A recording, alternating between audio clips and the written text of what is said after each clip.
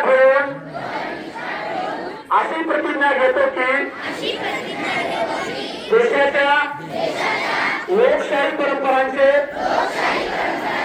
जतन करू, मुक्त, निष्पक्ष व शांततापूर्ण निवडणुकांचा गौरव कायम राखू। तसेच प्रत्येक निवडणुकीत निर्भयपणे मतदान करू।